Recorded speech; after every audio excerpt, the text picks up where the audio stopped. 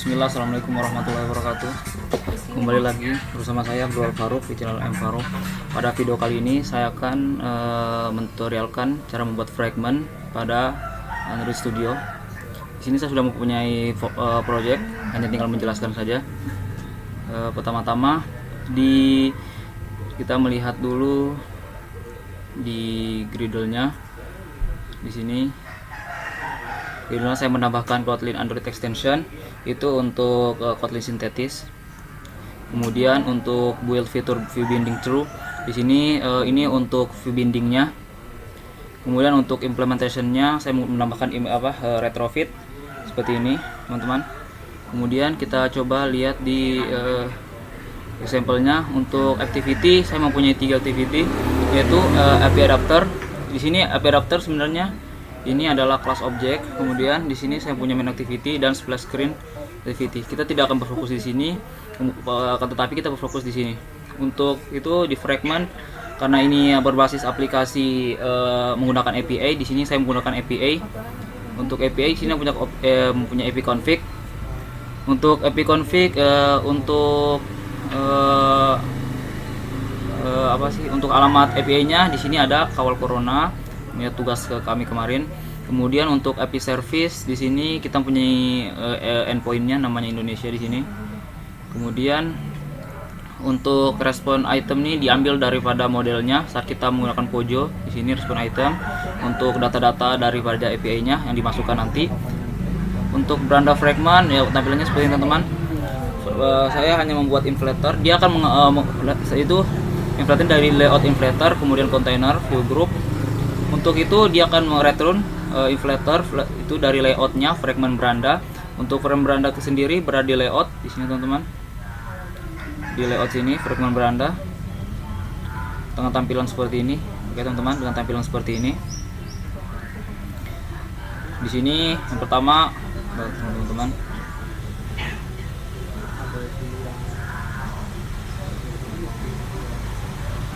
oke, dengan tampilan seperti ini. Pertama yang digunakan kita menggunakan Android constraint layout. Oke, di sini kita menggunakan Android constraint. Kemudian ada scroll view untuk men-scroll. Kemudian ada linear layout untuk tampilan linearnya. Kemudian kita menggunakan image view. Image view itu kita ambil yang ini, teman-teman, banyak image view-nya. Kemudian kita ada Android card view-nya ini untuk card view-nya. Kemudian dan seterusnya ini, teman-teman, bisa teman-teman lihat di sini. Ada space di sini juga, teman-teman. Ini ada space di sini. Kemudian di sini ada text view-nya, teman-teman, yang ini, teman-teman, yang ini. Di sini ada space kan. Kemudian ada text view juga di sini. Ada linear layout lagi, teman-teman, untuk bawahnya. Kemudian ada text view dan space lagi. Oke, teman-teman. Kemudian ke fragment info app. Untuk fragment info app sendiri seperti ini, teman-teman. Hanya kita nyamuk card view di sini. Ada ini info app-nya. Kemudian ini ada image view dan linear, ada scroll view. Tidak lupa scroll view-nya, teman-teman. Kemudian ada fragment provinsi. Ini berarti fragment yang menampilkan provinsi yang terkena dampaknya, teman-teman. Seperti ini, teman-teman. Berupa data seperti ini yang bisa kita scroll. Kemudian untuk ini kita punya image. Kemudian di sini ada namanya, ada card view.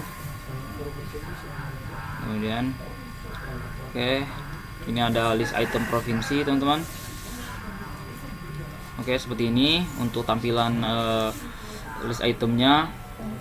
Kemudian untuk active splash screen-nya ini untuk tampilan awalnya atau dibilang seperti landingnya, teman-teman, seperti ini. Kemudian ada activity main-nya, ini kita tidak mengisi saja di sini. Di sini kosong, teman-teman, karena kita langsung mencoba ke activity splash screen sebagai landingnya. Kemudian di sini saya akan mencoba di Branda fragment. Untuk Branda fragment sendiri, yaitu seperti yang saya katakan tadi, dia mengangkut dari layout fragment Branda, dia mengangkut container false. Kemudian untuk info fragmentnya ini untuk info app-nya yang berada di bawah tadi, yang samping tadi infonya. Kemudian di sini saya menggunakan override fun on create view.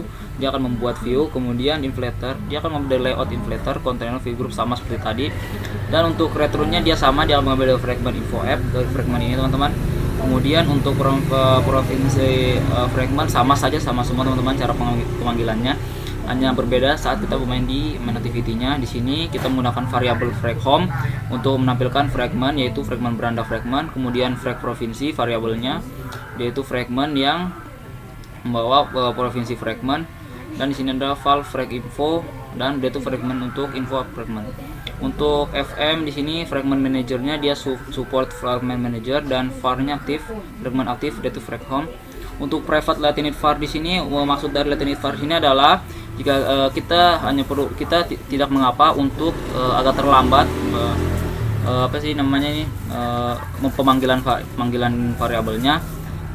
Kita bisa terlebih dahulu mendeklarasikan yang ingin kita buat lalu memanggilnya di sini. Untuk di sini bindingnya begini karena kita tidak menggunakan binding. Oke.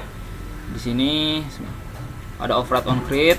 Jika teman-teman ingin menggunakan binding bisa menaruh di sini, binding sama dengan activity main binding, kemudian ininya diganti jadi binding root.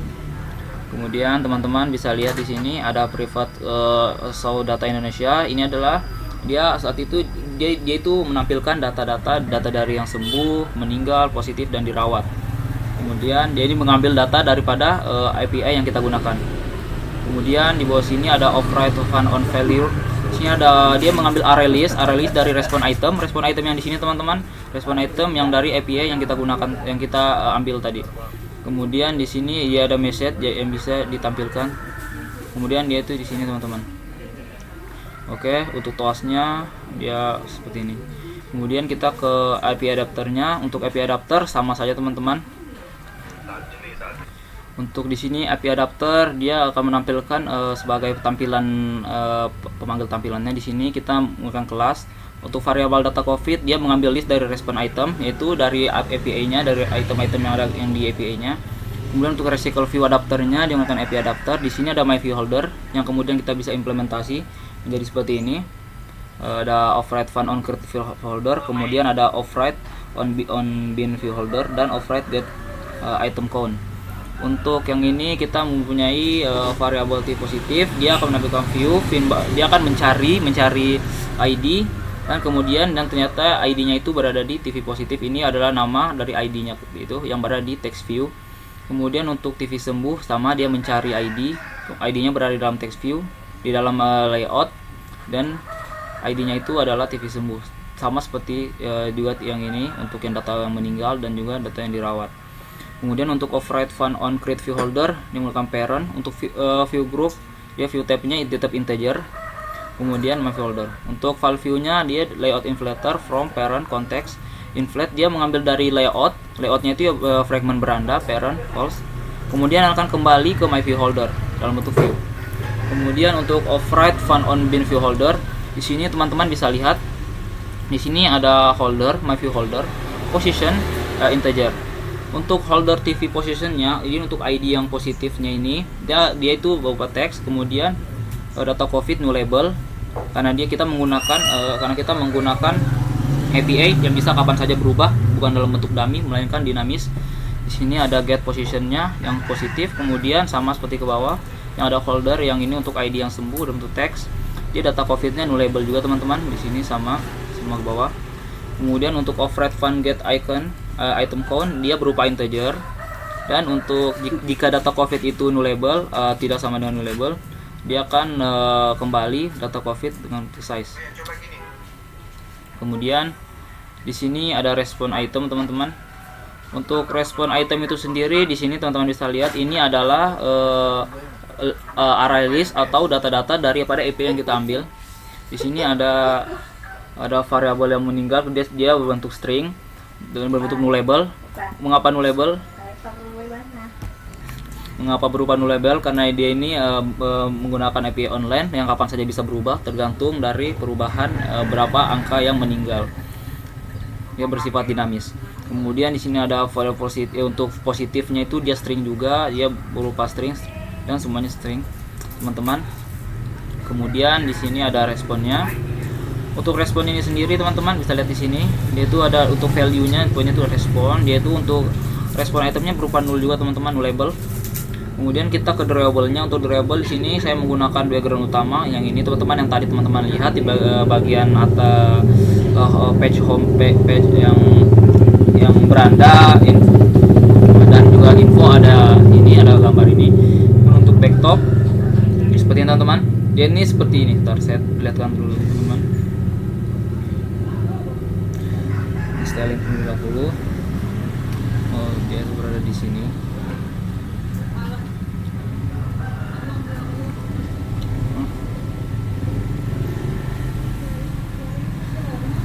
Oke, seperti teman-teman. Yang ini data cockpit yang ini nanti kita warnai. Yang ini berarti ada juga ya tadi beranda. Oke, oh dia tertutup, hanya ada di info. Kemudian kita mempunyai home vector. Home vector ini teman-teman untuk navigasinya dia ini untuk seperti ini. Biar teman-teman bisa lihat semua. Sebenarnya di bawah sini teman-teman ada gambar home. Kemudian di sini info, di sini provinsi, data provinsi, kemudian di sini info teman-teman. Jadi saat kita mengklik itu dia akan menavigasi atau langsung menampilkan apa yang kita tuju daripada vektor tersebut. Sini ada untuk IC dashboard, ini ada ini, kemudian ada EMG yang ini untuk tampilan ini, kemudian info yang ini teman-teman. Ini untuk yang di info app, kemudian ada invektornya. Seperti ini tampilan untuk info, dan kemudian provinsi vektor ini untuk tampilan jika kita ingin melihat data provinsi ya atau melihat page provinsi. Untuk splash screen-nya seperti ini teman-teman. Ini splash screen dia hanya dalam bentuk, kita buat background saja teman-teman ya. Splash screen-nya tuh hanya dalam bentuk background seperti ini. Teman lihat di sini splash screen hanya kita memanggil. Di sini terdapat splash screen background. Kita tidak melayouting bagian-bagian ininya, kita hanya mengambil langsung satu gambar menjadikan background. Kemudian teman-teman bisa lihat di sini saya menggunakan font juga. Di sini fontnya ada philosophical bold seperti ini teman-teman. Kemudian ada bold italic, ada italic, dan kemudian ada regular. Untuk yang italic ini dia berupa garis miring, dan yang bold ini berupa tebal, dan ini garis miring dan tebal. Berupa miring dan tebal. Kemudian di sini ada menu. Menu ini seperti yang saya beritahu tadi teman-teman, menu itu dalam bentuk seperti ini ya, seperti ini teman-teman. Jadi kita klik di atas ini, dia akan ada home, dashboard, dan info app. Kemudian di sini juga ada yang namanya navigation. Untuk mobile navigation itu sendiri teman-teman, dia seperti ini. Jika teman-teman scroll seperti ini, dia akan langsung ke fragment selanjutnya, beranda fragment selanjutnya teman-teman. Untuk value sendiri kita menambahkan yang namanya dimensions seperti itu teman-teman. Dimensions yang bersifat activity horizontal margin dan vertical margin, dan string di sini. Yang ini string itu untuk tampilannya untuk app name, title name. Ini untuk yang pertama untuk kita membuka namanya aplikasinya namanya, kemudian ini dan ini. Kemudian untuk colors ini untuk warnanya teman-teman, kita menambahkan primary cockpit app untuk warna primarinya, dan kemudian hijau, merah, hijau, angka. Ini untuk warna angkanya dan kuning seperti ini. Untuk yang primary ini kita menggunakan ini seperti ini, dia itu biru gelap teman-teman seperti ini. Oke. Untuk selanjutnya mungkin tampilannya saya akan lihatkan di sini saja teman-teman, karena tidak memungkinkan menggunakan HP karena kondisi laptop yang kurang memungkinkan. Jadi teman-teman tampilannya seperti ini untuk yang berandanya. Kemudian untuk splash screen seperti ini. Saat kita pertama kali membuka aplikasi, dia menampilkan ini sebagai landing. Saat kita menggeser mennavigasinya, dia akan tampil ke beranda. Saat di beranda kita mempunyai tombol di bawah sini untuk home, info, provinsi, dan juga info. Saat kita mengklik info, dia akan membawa kita ke sini. Ke sini teman-teman. Saat kita mengklik di bawah sini, kita mengklik provinsi, dia akan membawa ke sini. Oke teman-teman, mungkin cukup sekian ya keterangan dari saya untuk ini. Masih banyak kekurangan teman-teman karena di kondisi laptop yang kurang memadai untuk digunakan untuk membuat project baru. Saya hanya menggunakan ini saja dulu teman-teman. Insya Allah di video-video selanjutnya, setelah mungkin beberapa masalah ini selesai, saya akan membuat video yang lebih terstruktur lagi dengan cara-caranya lebih mudah dipahami ya teman-teman. Mohon maaf atas banyak kekurangannya. Oke, sampai jumpa di video-video selanjutnya. Assalamualaikum warahmatullahi wabarakatuh.